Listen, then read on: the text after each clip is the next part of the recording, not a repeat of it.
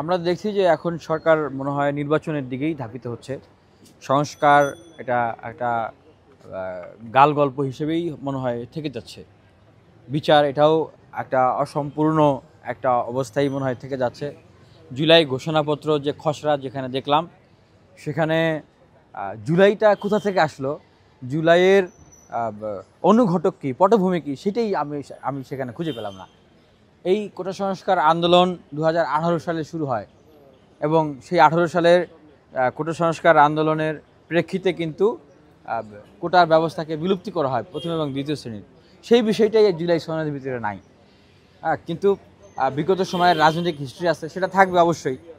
24-এর অভ্যুত্থানের বৈষম্য বিরোধী প্ল্যাটফর্মের 2-3 লাইন সেখানে জাস্ট যুক্ত করা হলো।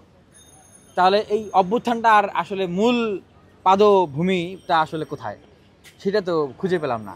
তার মানে কি আসলে ইন্টেনশনালি এই 18 থেকে 24 সালে বাংলাদেশে যে একটা অভ্যুত্থান তৈরি হয়েছিল, মানুষের মনের ভিতরে ভিতরে যে একটা জাগরণ তৈরি হয়েছিল, এইটাকে ইন্টেনশনালি কি কেউ মুছে দিতে চাচ্ছে? আমি আসলে মনে করি এটা। কারণ এস্টাবলিশমেন্ট কখনো চায় না যে নতুন কোনো রাজনৈতিক শক্তি আসুক, অথবা এস্টাবলিশমেন্ট চায় না যে তাদের সাজানো গোছানো মাঠে নতুন কোনো কালচার বা নতুন কোনো নিয়ম চালু হয়ে যাক, যেটা আমি বলবো।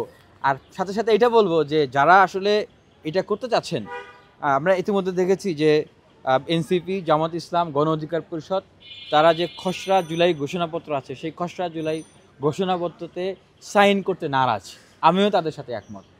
কারণ আপনার সেই ঘোষণাপত্রের ভিতরে যদি অভ্যুত্থান যে একটা হয়েছিল 18 থেকে 24-এর একটা জাগরণ হয়েছিল, সেই জাগরণটাই যদি না থাকে, তাহলে সেই সনদটা তাহলে কিসের সনদ হলো?